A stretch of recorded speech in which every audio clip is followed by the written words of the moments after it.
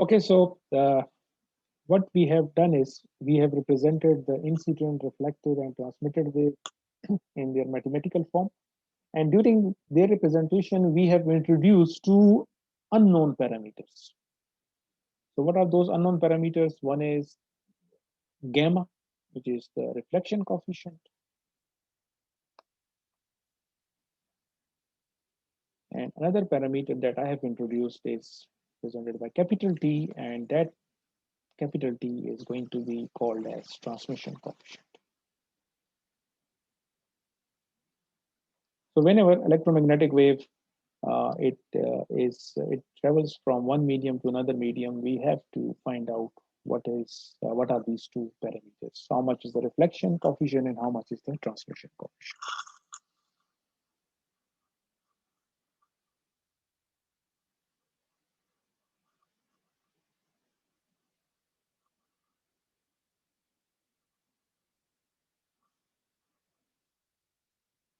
So what we are going to do is now we have a problem जिसको हम solve करेंगे, which is boundary conditions.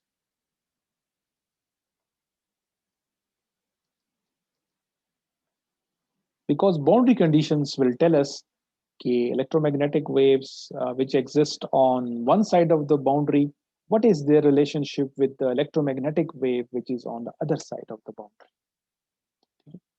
So हमारे पास boundary के case में क्या है कि यहाँ पे incident plus reflected wave है z equal to 0 और दूसरी साइड पे transmitted wave. So from Maxwell equations, we know that fields must satisfy boundary conditions. Okay, so हमारी जो boundary है, we need to find out कि incident plus reflected wave at z equal to 0 किसके बराबर होंगी और transmitted wave at z equal to 0 किसके बराबर होंगी, and they must be equal. Okay, so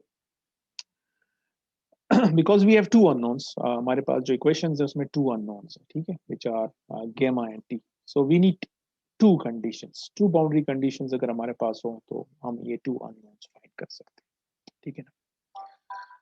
So the first boundary condition that we can use is or you can call them two conditions हमें चाहिए. So हमारे पास electric field equation है और magnetic field equation है.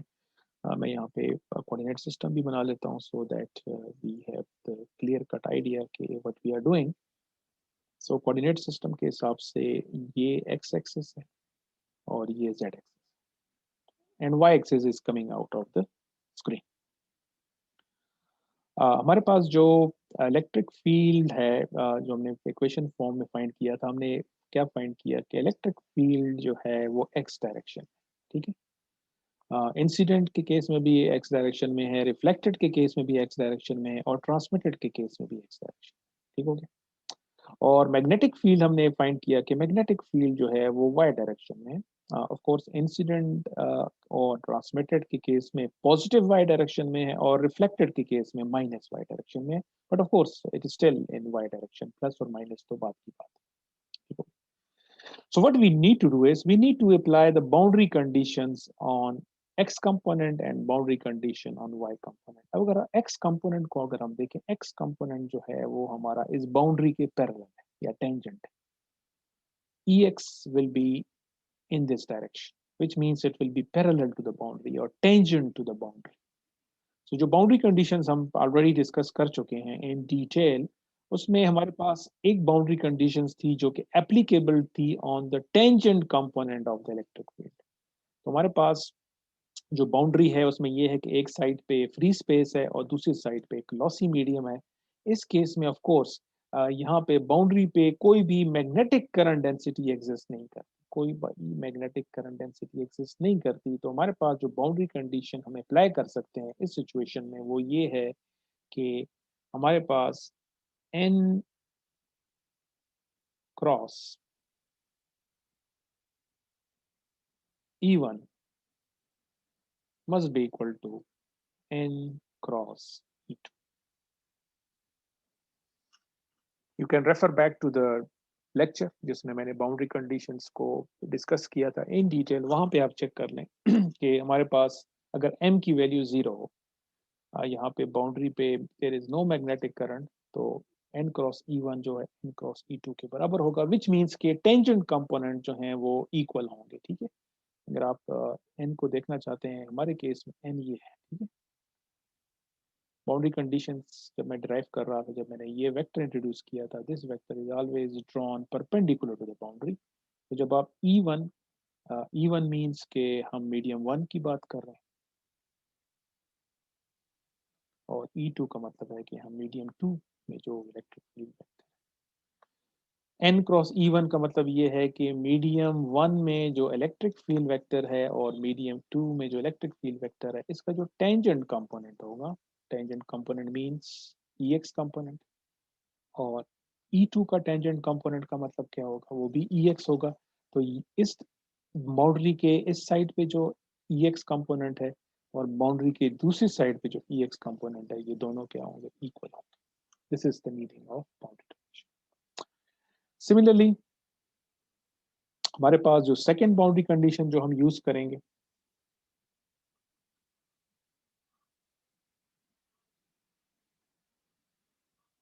वो ये होगी कि मैग्नेटिक फील्ड के लिए क्या है कि n क्रॉस H1 इक्वल होगा n क्रॉस H2 के बराबर। वो क्यों बराबर होगा, क्योंकि बाउंड्री पे हमारे पास J भी 0 के बराबर है।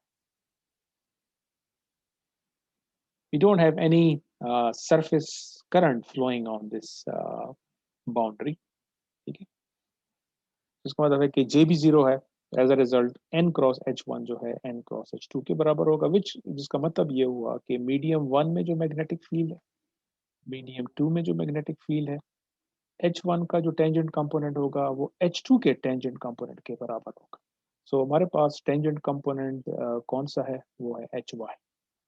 HY जो है of course it is coming out of the screen, लेकिन अगर आप बाउंड्री को देखें, वो बाउंड्री के साथ टेंजेंट, ठीक है ना, इट इज टेंजेंट, वो EX भी टेंजेंट है और EY भी टेंजेंट, ये दोनों कंपोनेंट बराबर है।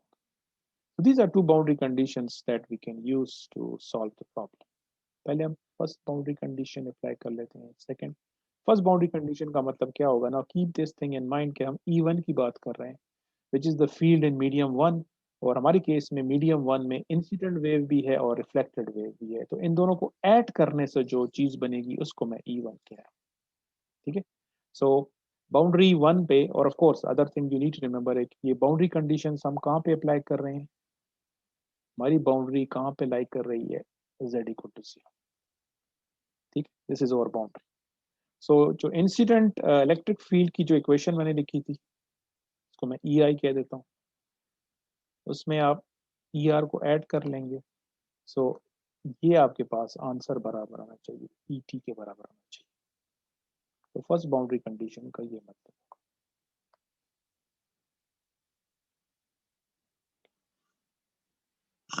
अब EI at Z equal to 0 किसके बराबर होगा, ये आपके पास सिंपली रह जाएगा E nought. ER at Z equal to 0 में सिर्फ ये रह जाएगा गेमा E नॉट आ जाएगा।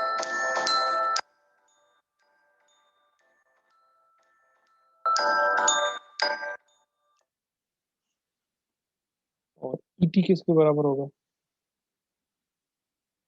It will B T multiplied by E not. पिछले सेशन में जो मैंने EI की एक्सप्रेशन लिखी थी, ER की जो एक्सप्रेशन लिखी थी, और ET की जो एक्सप्रेशन लिखी थी, उसमें आपने क्या पुट करना है, Z इक्वल टू 0। तो Z इक्वल टू 0 पुट करेंगे, EI से सिंपली ये रह जाएगा, ER से ये रह जाएगा, ET से ये रह जाएगा। इस इक्वेशन में आप E नॉट को कॉमन ले सकते हैं, और फिर ई नॉट यहाँ पे कैंसिल आउट हो जाएगा, तो इसका मतलब है कि ये जो आपके पास इक्वेशन है, इससे आ जाएगा 1 plus gamma is equal to T।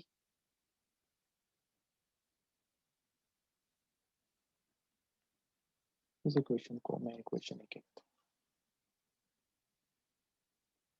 So by applying the first boundary condition हमारे पास एक इक्वेशन आ गई है जो कि गैमा और टी को आपस में रिलेट कर रही है। इसी तरीके से हम सेकेंड बाउंड्री कंडीशन अप्लाई करेंगे, n cross h1 must be equal to n cross h2, जिसका मतलब ये होगा कि hi plus hr must be equal to ht. So पिछले सेशन में हम पुट कर फाइंड कर चुके हैं hi को भी, hr को भी, ht की भी, एंड उसमें आपने सिर्फ ये पुट करना है कि z को 0 पुट करना है। तो एक्सपोनेंशियल फंक्शन में आपको e पावर माइनस j के नॉट z और e पावर गैमा z आएगा, तो z 0 पुट करेंगे तो एक्सपोनेंशियल फंक्शन हट जाएगा।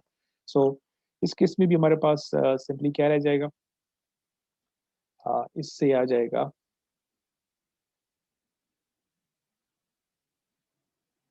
e not bye eta not, क्योंकि एच आर जो है वो माइनस वाई डायरेक्शन में था, इस वजह से यहाँ पे वो माइनस साइन नजर आ रहा है, minus gamma E nought by eta not, और ये आ जाएगा T E nought divided by eta. So what I have done is कि मैंने एच आई को लिया, एच आर को लिया, ये आ गया, और एच टी इसके बाद अब मैं ऐड कर लेता हूँ ये Z equal to 0। Again E nought को हम कैंसिल आउट कर सकते हैं, सो अल्टीमेटली इससे क्या रिजल्ट आएगा, 1 minus gamma divided by eta naught को हम LCM ले लेते हैं, and then you have t divided by eta. This is going to be our equation B. So what has happened is by applying two boundary conditions हमारे पास दो equations आ गई हैं और हमारे दो unknowns हैं. So when we need to find two unknowns and we have two equations, we can always find the parameters. So equation A और equation B को use करके अब हम gamma और t को find कर सकते हैं. ठीक है, so I will say solving A and B for gamma and t, we get. So this is simple substitution. I don't need to go any further. ये already आपको simple equations हैं.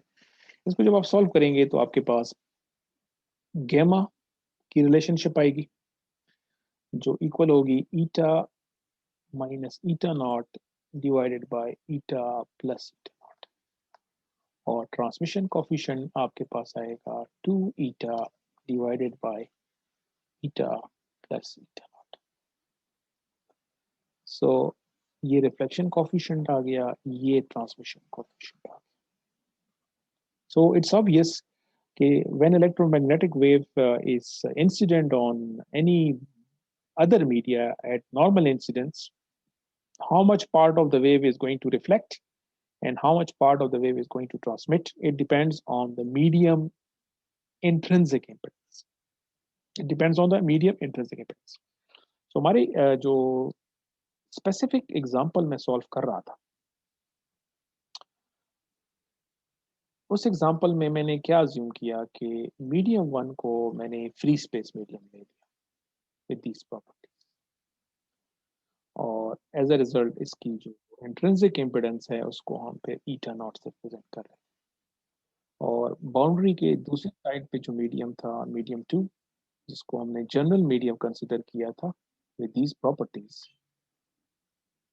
इसकी इम्पिडेंस को मैंने ईटा से प्रेजेंट किया हुआ है. सो अगर आप इस रिफ्लेक्शन कोफिशिएंट की एक्सप्रेशन को देखें, ईटा जो है ये मीडियम टू की इम्पिडेंस है, मीडियम टू की इम्पिडेंस ईटा है.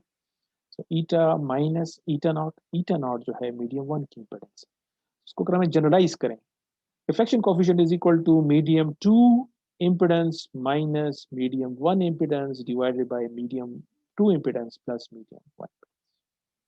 और ट्रांसमिशन कोफिशिएंट को देखें, transmission coefficient is equal to 2 times intrinsic impedance of medium 2 divided by intrinsic impedance of medium 2 plus intrinsic impedance of medium number 1. तो अगर मैं इसको जनरलाइज कर दूं इस वक्त, क्योंकि हम स्पेसिफिक कर रहे थे कि मीडियम वन फ्री स्पेस है तो इस वजह से ईटा नॉट आ रहा था, और मीडियम टू जनरलाइज मीडियम था तो उसकी इम्पिडेंस को मैं ईटा कह रहा था. अगर इसको मैं जनरलाइज कर दूं इन दिस मैनर कि मैं कहूँ कि मीडियम वन जो है एक जनरल मीडियम है और इसकी इंट्रिंसिक इम्पिडेंस होगी ईटा वन। मीडियम टू अगर एक जनरलाइज मीडियम हो, जनरल मीडियम हो, तो इसकी इंट्रिंसिक इम्पिडेंस को मुझे ईटा टू से रिप्रेजेंट करना चाहिए। तो अगर इस तरह की सिचुएशन हो तो गेमा और टी को हम कैसे जनरलाइज करेंगे? So I will say generalizing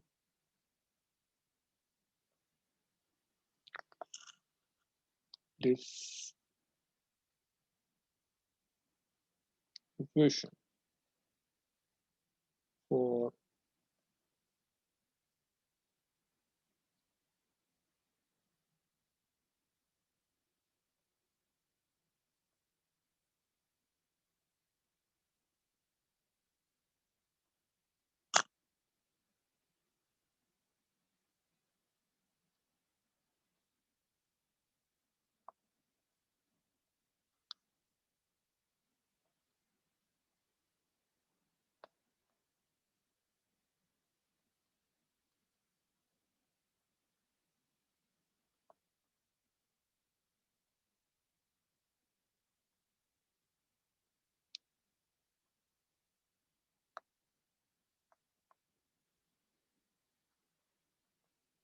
so reflection coefficient को मैं लिखूंगा eta 2 minus eta 1 divided by eta 2 plus eta 1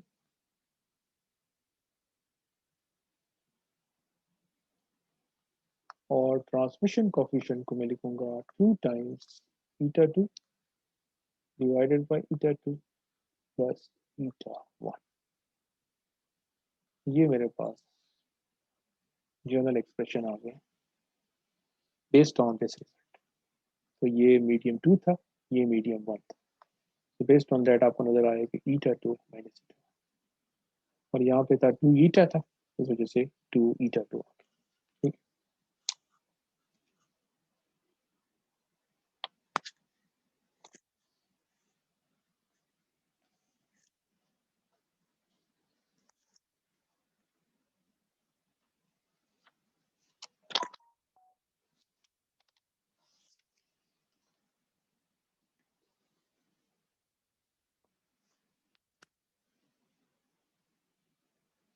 अब ये जो हमने सिचुएशन डिस्क्राइब की है नॉर्मल इंसिडेंस की, कि अगर वेव नॉर्मल इंसिडेंस हो एक मीडियम से दूसरे मीडियम में, तो रिफ्लेक्शन कॉफिशिएंट और ट्रांसमिशन कॉफिशिएंट जो है इसकी जनरल एक्सप्रेशन ये होगी। And this gives an idea कि रिफ्लेक्शन कॉफिशिएंट कितना होगा या ट्रांसमिशन कॉफिशिएंट कितना होगा, वो डिपेंड करेगा कि ईटा 2 की वैल्यू ईटा 1 से कितनी डिफरेंट है। ठीक है। अगर इसको हम देखें कि अगर ईटा 2 ईटा 1 से ज़्यादा डिफरेंट होगा तो ऑफकोर्स रिफ्लेक्शन कोफिशिएंट ज़्यादा होगा। रिफ्लेक्शन कोफिशिएंट ज़्यादा होगा इसका मतलब है कि most of the wave will be reflected back and very less will be transmitted. अब इस सिचुएशन को, इस जनरल सिचुएशन को फर्दर क्लैरिफाई करने के लिए हम 2 या 3 स्पेशल केसेस ले लेते हैं which will also serve as important cases for other topics that we will cover in this course। okay, so पहले केस में हम अज्यूम कर लेते हैं कि हमारा जो मीडियम 2 है अगर वो lossless medium,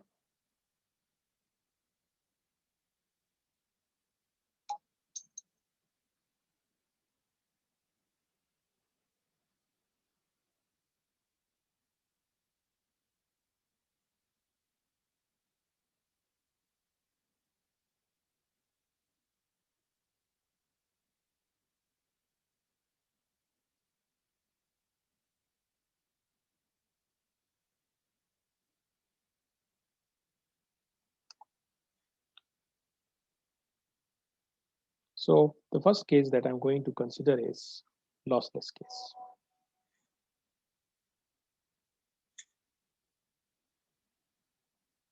so case number 1,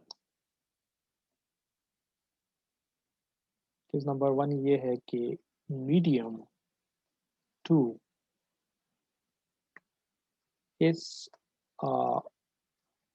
lossless dielectric।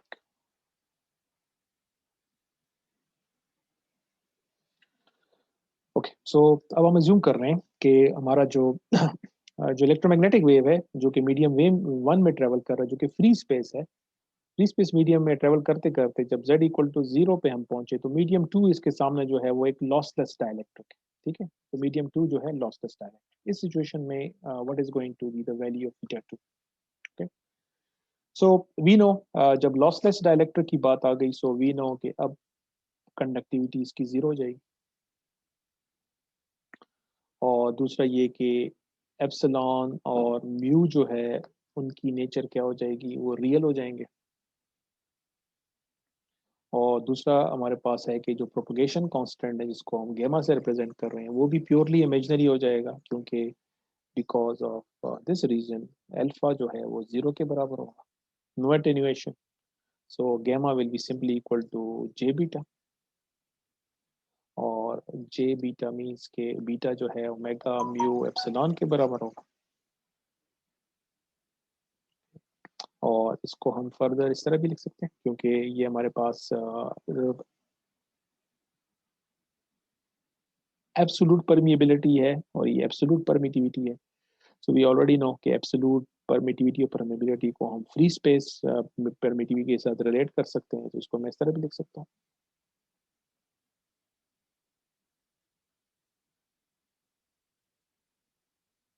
इस तरह भी लिख सकते ये जो हमारे पास है इसको हमने रिप्रेजेंट किया हुआ था के नॉट से, इसको हम के नॉट कहेंगे। सो ये हो जाएगा J K naught mu are epsilon are under the.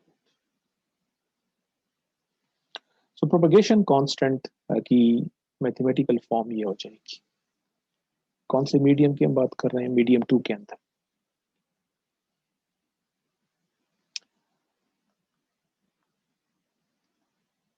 Medium two जो कि ये मीडियम है, इस मीडियम में जब सिग्नल ट्रेवल कर रहा होगा तो उसकी वेवलेंथ क्या होगी? फ्री स्पेस में तो हमें पता है कि इसकी वेवलेंथ है lambda naught is equal to C by M. But about same signal जब इस मीडियम में एंटर हो जाएगा इसकी वेवलेंथ क्या होगी? सो वी ऑलरेडी कवर्ड के लैम्डा जो है it is always equal to 2 pi by beta. तो लेमडा और बीटा का रिलेशनशिप हम पता है, lambda is 2 pi by beta where beta is the phase constant. So beta की वैल्यू ऑलरेडी हमें पता है कि ये जो हम फाइंड कर रहे हैं दिस इज बीटा। ये जो आपके नजर आ रहा है ये सारा का सारा क्या चीज है? ये बीटा है। तो अगर आप इसमें ये पुट करें so you will find out कि लैम्डा जो है it can be expressed as lambda not divided by mu are epsilon are under. So ये एक और इम्पोर्टेंट रिलेशनशिप हमें पता चल गई कि किसी भी लॉसलेस डाइलेक्ट्रिक मीडियम में जो सिग्नल होगा उसकी wavelength as compare to free space wavelength क्या होगी? उस सिग्नल की जो फ्री स्पेस वेवलेंथ होगी उसको आप डिवाइड करेंगे under root of relative permeability of medium 2 multiplied with relative permittivity of medium 2, और इससे जो रिजल्ट आएगा that will give you the signal wavelength. सो इसके बेस को हम एक जनरल वो भी कर सकते हैं, ट्रेंड बता सकते हैं कि एप्सिलॉन आर की वैल्यू नॉर्मली 1 से ज्यादा होगी। किसी भी डाइलेक्ट्रिक मीडियम के लिए एप्सिलॉन आर की वैल्यू 1 से ज्यादा होगी, so this number will be divided by number greater than 1। सो ये जो lambda not divided bye something आएगा उससे जो नंबर आएगा वो लैम्डा नॉट से कम होगा। सो एज ए मैं एग्जांपल ले रहा हूँ, लैम्डा नॉट अगर 10 है तो 10 divided by any number let's say greater than 2। Let's say कि अगर यहाँ से 2 आ रहा है तो 10 डिवाइडेड बाय 2 इक्वल टू 5। तो लैम्डा की वैल्यू कितनी है? 5 है। और लैम्डा नॉट की वैल्यू कितनी थी? 10 थी। इसका मतलब है कि वेवलेंथ क्या हो गई है? रिड्यूस हो गई है। So the wavelength of the signal in any lossy dielectric will always be less than as compared to its wavelength in free space medium, जो कि मैं इस इक्वेशन के बेस के ऊपर आपको बता रहा हूँ। So this equation is quite useful for us. Similarly, हम फेज वेलोसिटी भी फाइंड कर सकते हैं फेज वेलोसिटी को हमने डिफाइन किया था कि ये ओमेगा बाय बीटा के बराबर होगी हमेशा। सो अगेन बीटा की जो ये हमने वैल्यूज डिफाइन की हैं, अगर आप ये यूज करें यू विल फाइंड आउट कि फेज वेलोसिटी आपके पास आएगी c divided by mu are epsilon are under the root. So that is another important equation कि relative to speed of light phase velocity कितनी होगी वो डिपेंड करता है कि इससे क्या नंबर आ रहा है। ठीक होगी।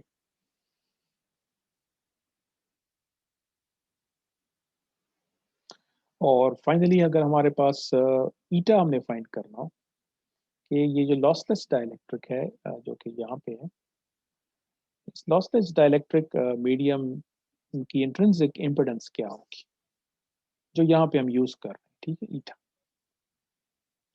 सो ईटा की जो जनरल एक्सप्रेशन जो हम डिराइव कर चुके हैं वो ये है कि ईटा इज इक्वल टू, जब हमने वेव इक्वेशन को सॉल्व किया था, जे ओमेगा म्यू डिवाइडेड बाय गेमा। ये हमारे पास इंट्रिंसिक इम्पिडेंस की जनरल एक्सप्रेशन। अगर आप इसमें ये मीडियम टू अगर ये लॉसलेस डाइलेक्ट्रिक हो तो फिर हम ये वैल्यू को पुट कर सकते हैं। सो बेस्ड ऑन दैट इससे क्या रिजल्ट आएगा, it will be equal to eta naught mu R by epsilon are under the root.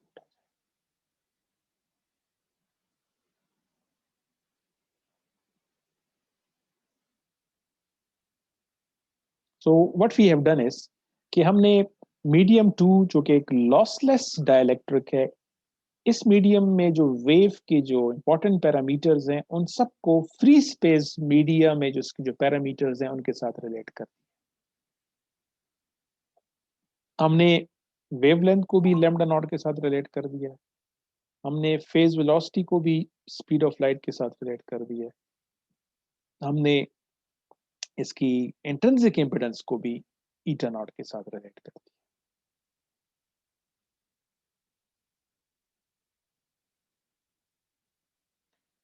Now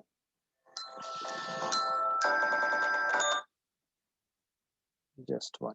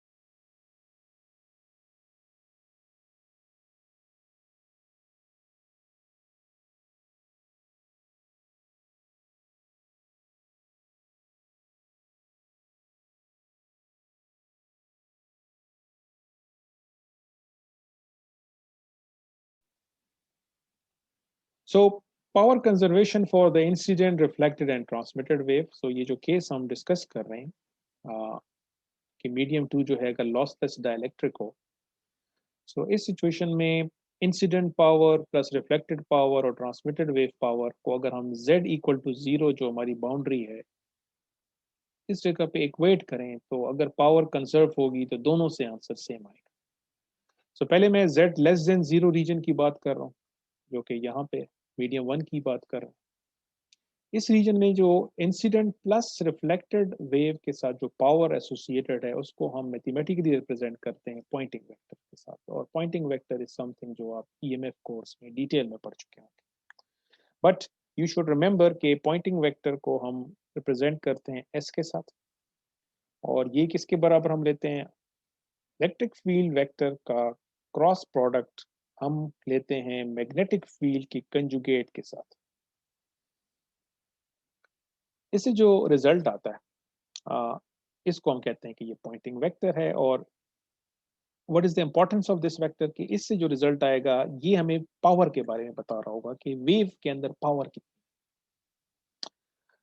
इस वक्त हम ये रिजल्ट यूज करेंगे मीडियम 1 के लिए या z लेस देन 0 रीजन के लिए, ठीक है। तो मैं इसको अकॉर्डिंगली इसको एक डिफरेंट नाम से शो कर लेता हूँ कि इसको हम कह देते हैं कि ये S1 है। और अकॉर्डिंगली इसको मैं कह देता हूँ कि मीडियम 1 में टोटल इलेक्ट्रिक फील्ड कितनी है और मीडियम 1 में टोटल मैग्नेटिक फील्ड कितनी। तो इससे जो भी रिजल्ट आएगा इससे हमें पता चल जाएगा कि इस रीजन में कितनी पावर एग्जिस्ट करती।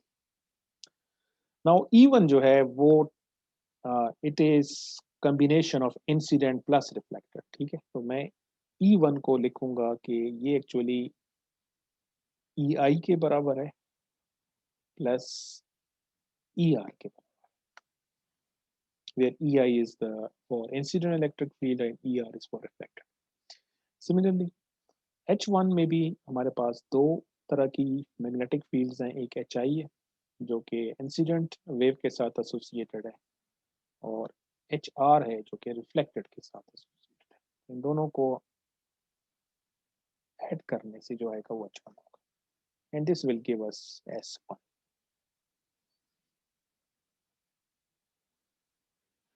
So this is a simple procedure. All you need to do is I'm not going to do it step by step. इसको आप बुक से easily follow कर लेंगे। ऑलरेडी मैं E1, ER, HI और HR की जो expressions हमने find की थी वो expressions आपने यहाँ पे put करनी है और इन vectors का आपस में cross product लेना है, ठीक है। So there is nothing difficult, there is nothing conceptual thing कि मैं आपको बताऊँ, simply substitution करनी है और फिर cross product लेना है।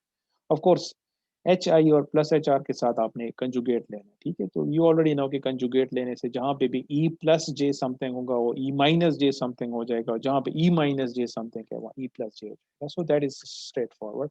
आई am going to write the answer के इस रिजल्ट से जब आप इसको पुट करेंगे और फिर क्रॉस प्रोडक्ट लेंगे आपके पास S1 की वैल्यू क्या आएगी। सो S1 आपके पास आएगा, एक तो S1 जो है Z डायरेक्शन में आएगा। ये जो क्योंकि वेक्टर है तो यू कैन सी कि इसके मैग्नीट्यूड भी है, डायरेक्शन भी है, और डायरेक्शन ऑफ पॉइंटिंग वेक्टर हमें क्या बताएगा कि किस डायरेक्शन में पावर फ्लो कर रही है। सो क्योंकि इलेक्ट्रिक फील्ड एक्स डायरेक्शन में थी, अगर आप चेक कर लें इलेक्ट्रिक फील्ड एक्स डायरेक्शन में है, मैग्नेटिक फील्ड वाई डायरेक्शन में है, तो एक्स क्रॉस वाई से क्या आएगा, जेड आएगा। So it's obvious, it's make sense कि इस रीजन में जो वेव है वो ओवरऑल जो है जेड डायरेक्शन में ट्रेवल कर रही है, क्योंकि हमने इसको इस तरह देखा। So this is over z direction. So power is traveling in the z direction. वो यहाँ पे मैथमेटिकली भी नजर आ रहा है। मैं इसकी एक्सप्रेशन लिख रहा हूँ कि आफ्टर यू डू दिस आपके पास इक्वेशन क्या आएगी, e not square divided by eta not, और यहाँ पे आएगा 1 minus gamma square plus J2 gamma sine 2 K not Z.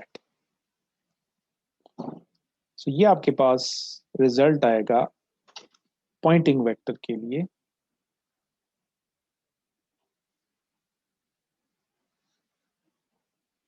Poynting vector, और ये कौन से रीजन की हम बात कर रहे हैं, z लेस देन।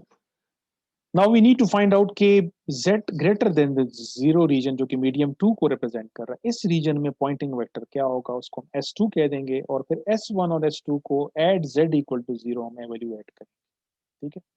सो अगर मैं सिंपली इस वक्त अगर इसको देखूं, s1 को अगर मैं कहूं कि इसकी वैल्यू z इक्वल टू 0 पे क्या होगी, सो इस एक्सप्रेशन में अगर आप देखें यहाँ पे आपको नजर आ रहा है z, तो z को 0 पर करें, साइन ऑफ जीरो इज 0, तो ये पूरी टर्म कैंसिल आउट हो जाएगी। सो आपके पास सिंपली क्या रह जाएगा, you will be left only with this thing, you will be left only with this thing. ठीक है। All we need to do is कि अब हमने s2 फाइंड करना है। s2 क्या चीज होगी, s2 will be E2 cross H2 conjugate होगा। E2 क्या चीज होगी, E2 is the total field in medium 2, और H2 क्या होगा, total magnetic field in medium 2। Now medium 2 में मेरे पास सिर्फ एक ही वेव है जो कि ट्रांसमिटेड वेव है, इसका मतलब है कि ET और HT हम दे देना पड़ेगा। ठीक है। Let's I think we need to take a 5 minute break if someone need to say his prayers. ठीक है, तो मैं 5 या 10 मिनट्स कर लेते हैं। ठीक है, ओके, 10 मिनट ब्रेक मैं ले ओके रहा हूँ। सर।